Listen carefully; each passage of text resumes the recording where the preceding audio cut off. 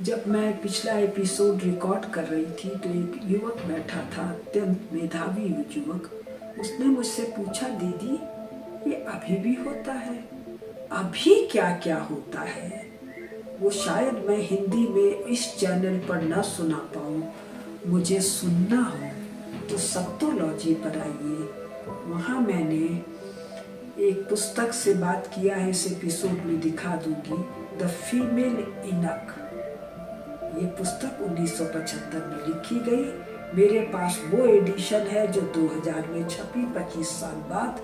लेखिका कहती है कि ये पुस्तक यूरोप और अमेरिका की एलीट क्लास, मतलब टॉप क्लास स्त्रियों की कहानी है।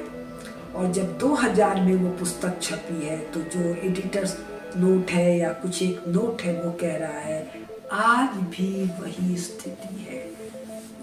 वाइफ बीटिंग, कैसी बीटिंग? थप्पड़ वप्पड़ नहीं, विप, कोड़ा। कैसी बीटिंग?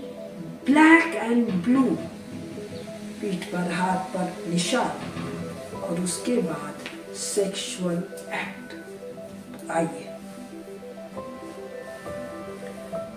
ये भारत में भी आ रहा है। इसके बारे में इस चैनल पर तो नहीं, सत्तोलॉजी पर बात करूंगी। तो अब सेक्स हो गया मूल पाप, और उसको सेक्स को करवाने वाला हो गया शैतान। शैतान गॉड का प्रतिस्पर्धी। तो कुल मामला क्या निकला? अब जो मैंने कहा कि वो इतनी भयंकर है कि पुरुष को नष्ट कर डालेगी, तो ये घृणा इस हद तक बढ़ी कि फ्रांस के एक बिशप ने लिखा, बिना किसी अपवाद के हर औरत, वहाँ हैरलट है, यहाँ वोर है, वोर होती है। यानी इनके अनुसार उनकी विक्टोरिया, उनकी एलिजाबेथ, उनकी मेरी और उनकी कौन कौन, उनकी टेरेसा भी वोर है। ये मैंने कोट किया है कैरन आर्मस्ट्रांग के पेज 67 से 70 का डिटेल में पढ़ रही हूँ। वे ईव की ही भांति, वे मतलब औरतें ईव की ही भांति विश्व में ईविल यानी पाप और गंदगी का कारण है। आप तो बता रही थी कि तुलसीदास जी ने लिख दिया, ढोल गवार शूद्र पशु नारी, अरे मूर्खाओं, अरे मूर्खों। उसमें ये कथन किसका है? सागर का है। प्रसंग क्या है? भगवान बाण तान दिए हैं, तब हाथ जोड़ के कह रहा है कि मैं तो ऐसा ही गंवार हूँ। इसको लेके बवाल मचा रही हो। What about this? सभी स्त्रियां वोर हैं, और विश्व में जो भी कुछ अशुभ और पापमय है उसका कारण है औरत, ईविल। एक और सज्जन दुर्जन, पता नहीं क्या, बर्नार्ड द मॉरिक्स, उसने लिखा पृष्ठ संख्या 70, मेरा पृष्ठ संख्या 102, धरती पर एक भी ऐसी स्त्री नहीं है जो अच्छी हो। दूसरे ने लिखा, अलेक्जेंडर नेकहम, स्त्रियां, औरतें, ईव सेक्सुअली कभी भी सेटिस्फाई नहीं की जा सकती है। They are insatiable. इसलिए अगर पति घर में ना हो तो they will call some poor which in their bed. आगे हिंदी में नहीं बोलना मुश्किल है, जिसके कारण मर्द लोगों को ऐसी संतानों का पिता बनना पड़ता है जो उनकी वास्तविक संतानें नहीं होती हैं। यूरोप बास्टर्ड्स का कुनबा है। यूरोप में बास्टर्ड नॉर्मल गाली है, और इसका इस्लामिक इक्विवेलेंट क्या है?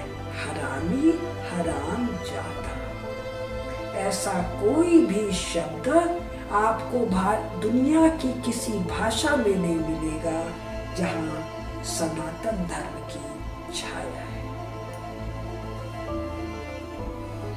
स्त्री में, ईव में इनसेटिएबल सेक्सुअल डिजायर होने का ये मिथ 17वीं शताब्दी में ऐसा भयंकर था कि रॉबर्ट बर्टन नाम के एक आदमी ने एक पुस्तक लिखी, एनाटॉमी ऑफ मेलंकली, और कहा सारी दुनिया के सब झंझट का कारण है इनसेटिएबल वुमन और ईव। जहां जाओ, जिस गांव में जाओ, दिस इज द इशू। यानी 17th, 16th, 17th, 18th और बल्कि ये 13वीं शताब्दी से और आज तक है यूरोप में, वुमन इज इनसेटिएबल। तो जो मजाक है, जो डर्टी जोक्स है, जो क्या बोलते ना लोकोक्तियाँ, कहावतें, वो इस पर बेस्ड है, जिसका हिंदी अनुवाद, जिसका पंजाबी अनुवाद, बंगाली अनुवाद, उड़िया अनुवाद, असमी अनुवाद भी है, और ये मान लेते हैं कि ये भारत की सोच है। अब अगले एपिसोड में हम लोग चौसर की चर्चा करेंगे। चौसर ने अपनी कविता में इसका उल्लेख किया है। क्रिश्चियनिटी में ये परंपरा ही चल पड़ी दिखाने की कि ईव ने सनातन समय से पुरुषों को बर्बाद किया है। और अभी क्या चल रहा है भारत में, वो पाक्सो एक्ट, कि अगर किसी पुरुष ने कितने सेकंड किसी स्त्री को देख लिया और ऐसा उस स्त्री ने थाने में रिपोर्ट कर दिया तो जेल में बंद कर देंगे। खट से सब उलट गया 1970 के बाद। 1970 के पहले woman was insatiable, woman was eternal temptress, woman was bringing the man in her चंगुल। अचानक सब पलट गया। अब पुरुष देख लेगा तो बेचारी स्त्री कोमल कलिका गल जाएगी, उसकी मॉडेस्टी भंग हो जाएगी। वो 2 नन्हे कपड़े में घूमेगी तो मॉडेस्टी इंटैक्ट रहेगी। उठो पकड़ के उस पुरुष को जेल में बंद कर दो। तो नमस्कार, आगे अगले दिन